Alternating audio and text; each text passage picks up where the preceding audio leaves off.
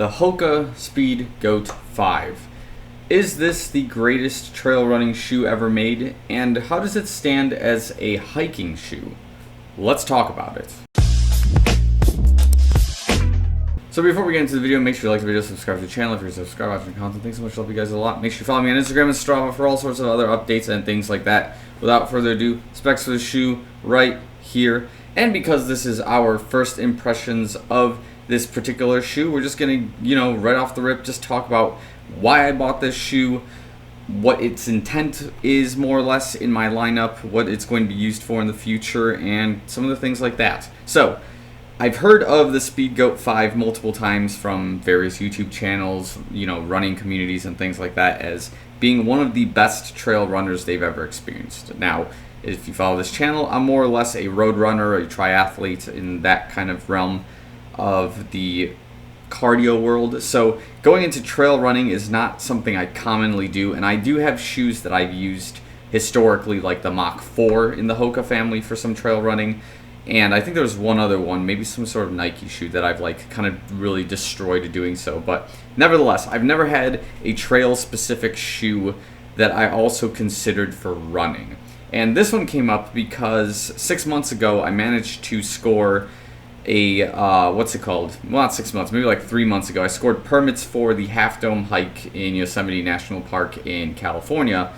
And I needed some kind of footwear that can handle the hike in all of its strenuous obstacles and things like that. So basically, we came across the SpeedGoat 5 as being a top competitor for this because based on previous experience with other shoes and things I've worn, boots were not really something I wanted to consider. I wanted to have something with multi-utility that could be outside of a hike as well, but something I can also bring into a hike. So that's why we have the SpeedGoat 5. And some of the other reviews I've seen, again, from Seth James DeMoore, Michael Kafuzi, they praised this shoe highly, so I had to give it a spin, and that's why we're here. So, again, specs for this shoe as we start right off the rip. Shoe's about 10.3, 10.4 ounces in my size, which puts it at about 290 grams average. Kind of a heavier shoe. There's a lot going on with it, of course. That's kind of why we've got this going on. We do have a stack height of about 33 in the heel, 29 millimeters in the forefoot, giving it a 4 millimeter offset. So it's a little bit more neutral than most shoes you have, but with that, it's at that point it's supposed to be in this case because you want as much midfoot to kind of a heel stability in the shoe. You don't want that calf raise that you would otherwise use for a road running strategy, right? So if you're hiking with this shoe and it has a 10 millimeter offset, you're really putting a high load in your mid to forefoot area, which is something you don't really want to do. Now, when we talk about the outsole of the shoe, we'll start there and then work our way, I guess, to the top. We have two things kind of going on. First and foremost, we do have one huge stack of EVA foam going all the way across the shoe. Nothing too crazy about that. It's more of a responsive, more cushion kind of foam. Doesn't have a whole lot of speed in comparison to the Pro Fly if this was an addition to. You don't really need the Pro Fly in this. This has more of a trainer to everyday kind of racer style build. And then the second piece here, of course, is what Hoka has thrown on, or I guess a sponsor has thrown on, is we have this Vibram Mega Grip on the outsole, which we'll get into in a minute here when we kind of show what the shoes, how it's looking after a hike and a run. But the Mega Grip was the main reason I wanted to buy this shoe because, again, the obstacles on Half Dome would require some massive grip. I needed to be able to hike on rocks that were at least 45 degrees in angle, and this was what I went for as a recommendation, and it really did, I think, a fine job in that kind of case. So as we get more into the Half Dome stuff, I'll kind of explain that. Now, as we go into the upper, you'll kind of see it looks and resembles a lot of Hoka shoes and their base models. When I first kind of saw this, it reminded me a lot of the Mach 4 and the Mach 5, just minus some of the coloring configurations and some of the stuff in the toe box area. But again, we do have this enhanced mesh foam that Hoka is using all the way across their shoe. And it does resemble, in my opinion, a Mach 4, Mach 5 with one major difference, which is that here in this toe box we got this stretchy textile, which I guess is designed to help kind of give a little bit of cushioning and a little bit more flexibility in the toe box while you're walking on potentially strange obstacles, like maybe a sharp rock where your foot kind of like caves in on it differently. Maybe you take a slip in a certain direction, and that's just kind of what's going on. And you need a little bit more flexibility in that toe box. That's what that's there for. I enjoy it. I think it's pretty okay. And it didn't get really too dirty or too wet in that particular area. That was my main concern, was like what kind of water seepage would occur if there was a partial water hike. And then again, we do have this enhanced toe box layer here in the front area of the shoe. I think that's very important, especially when dealing with strenuous obstacles like that. You don't want to rip the shoe very quickly if A, it's a trail runner, and 2, you're using it for your trail walking or any sort of other obstacles like that. So I think the last piece, again, we do have a gusseted tongue on this. That's also a nice feature. Keeps it super comfortable. You don't have to tighten the shoe all the time or anytime you use it. And then again, the shoe lip and the tongue of the shoe are more or less just following kind of what we see in the Mach 5 as is, where it is pretty much super plush, super comfortable, and we got this good lip here in the heel, which doesn't do any sort of chafing or anything like that, at least in my particular experience with this shoe. So let's talk about first impression experiences with the shoe as it stands. So, like I said, I was using it for the Half Dome hike, which as a round trip is about 18 miles, and that puts it, I think, about 28 kilometers for those who were, well, not 28 kilometers, but 28,000 meters for those who are wondering. I think that's my math. Someone correct me if I'm wrong about that, but I'm pretty sure that's what it is. Anyways, point there is that after that hike and about a 4 to 5 mile run, this is what the outsole Vibram Mega Grip looks like. And this is what we're going to be trying to follow for the majority of the time now, because again, this is a material that is not necessarily sourced from Hoka. It's just Vibram's technology that they've implemented into this shoe for this particular model. And yeah, I just want to see how it holds up when we start doing these kinds of things. So the main things, of course, for me to point out is that we do just have a little bit of that toe box area burn in the lugs, with the traction lugs, which are kind of spiked as well, as you can probably tell if we kind of focus there. But they have a little bit of wear from, again, some of the obstacles and things like that. And I expected that, especially for as long as I've been hiking in this shoe, because like an 18-mile hike, that's about, at least 9 to 12 hours of hiking, depending on who you are, and having this shoe on your feet for that long. So like, you would expect the shoe to hold up as good as it is right now. You would expect the foam to be a little bit beat up as well, but you would especially expect the shoe to have some comfort in the long term here. So that's kind of what's going on here. In our left foot, nothing too unusual to report. Again, just in the center of the area of this shoe, the Vibram lugs are holding up quite well. I'm not complaining about them whatsoever in this case. The only other thing to note here is that I do have some kind of like slight, I guess, rip or some kind of tear that must have occurred either during my run or during the hike. But other than that, it's just like, looks like just a little textile rip in the pattern, but it's not bothering me as of yet. It may have also occurred while I was in the wash. As you can see, the shoes are kind of clean. They are a little bit soggy as I'm doing this video because they just came out and they're clean, but they're not dry. So anyways, that's kind of what's going on there. Okay, so let's get into both trail running in these and hiking. We'll start with the hike just because that was the priority number one with these shoes. Half Dome, it's 18 miles. There's at least 5 or 6 different biomes that you cross while you're doing this hike, especially towards the end when you have to start climbing the cables, which is in the steepest areas about a 45-degree ascent, and then you have to do the whole descent and whatnot. So in water, the shoes did not get too wet, and they didn't hold too much water in the first area of this hike, which is like, I believe it's called the Mist Trail, and you pass a large waterfall, and from there, you're also hiking on wet rocks, so you need something that's going to grip into the rock and not slip while you're climbing. Shoe performed with perfect colors. I didn't even think about like the areas where it was super slippery if I was going to like slip and fall. Shoe was just holding up just fine. Lugs were sticking into the ground. I was very happy with that, I'm here 3-4 days later after that hike, and I'm like thinking about it like, hey, I didn't slip at all, or I didn't even like think about it, you know what I mean?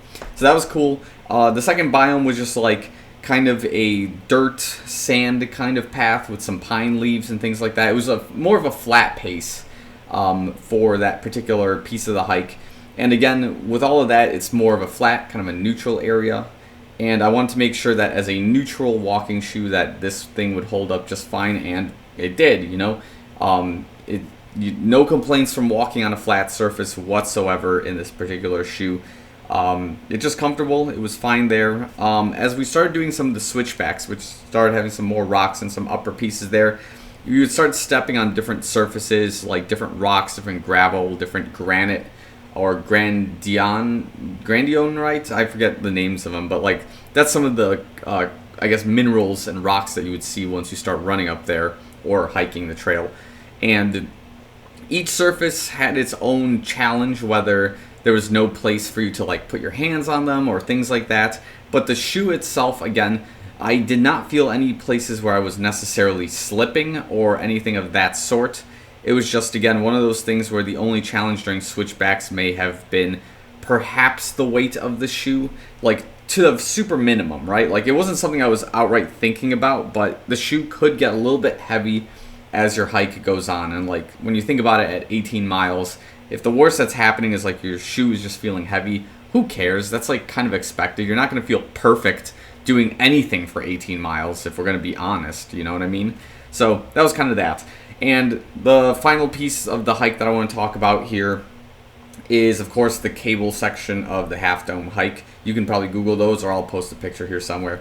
But my thought here was I wanted a shoe that, despite being able to like hold onto the cables and like have some wooden planks that I can stand on in various checkpoints up the climb, I still wanted a shoe that could, sit in the rock and not slip, even if I couldn't get on a wooden patch, or if my arms or hands got tired, that I would be able to rely on the shoe to hold me on the rock.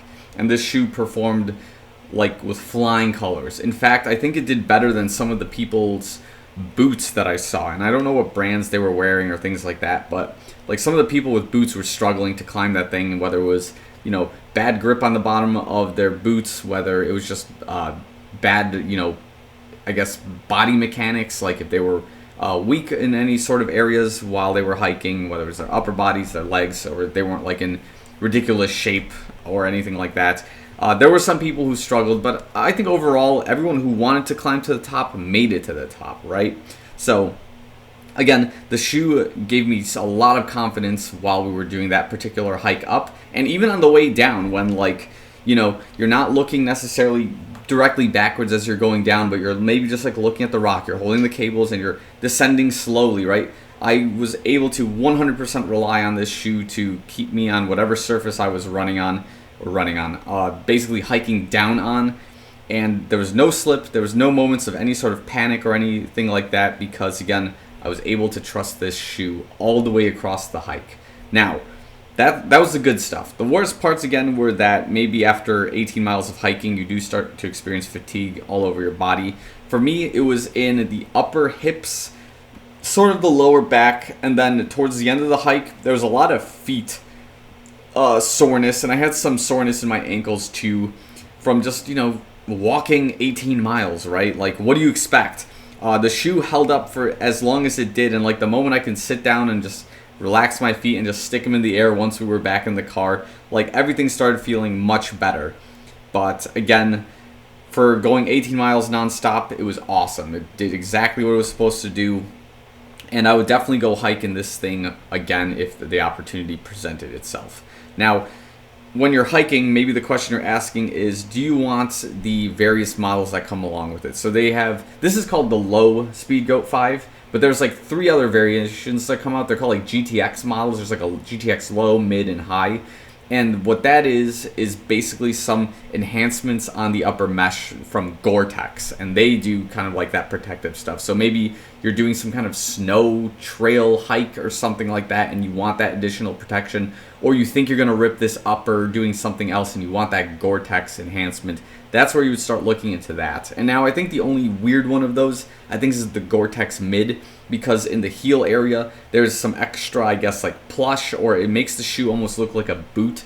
I'm sure if you Google that, like the SpeedGoat 5 GTX mid, you're going to see some pictures of that, and it's interesting. I just don't think you need it for a hike like Half Dome. Like having something open like this, I was perfectly fine. And just that's kind of the main thing, is you want this bottom on the shoe, of this outsole, this bottom. You want this combination for this like particular hike, and maybe some other ones I would recommend. I could see this for like something like Angel's Landing. I could see it for like sections of Mount Rainier that aren't like, you know, cable climbing or anything like that.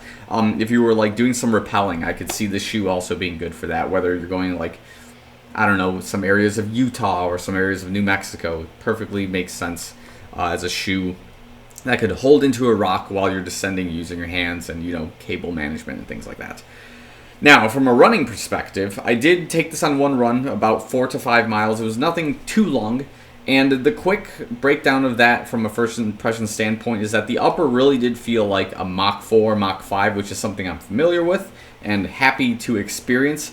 Again, just the major difference there from a ride perspective is that the shoe is a little bit heavier than the Mach 4 and the Mach 5 respectively. And again, with the lugs, I didn't feel them all too much while I was running. But again, the whole, you know, outsole build of the shoe does add a little bit of weight. So like, don't expect any miracles, right? My thought here was like the shoe did feel like a Mach 4, Mach 5, had the weight and the ride of like an Infinity React, but had like the grab on the roads, especially of like, you know, the SpeedGoat 5 in this case, because it was kind of mixed. I was like on Yosemite roads, I was on some Yosemite dirt, and I did a few little ascends and descends while I was out there, and yeah, the shoe just overall held really well. You can use it on the roads if you want.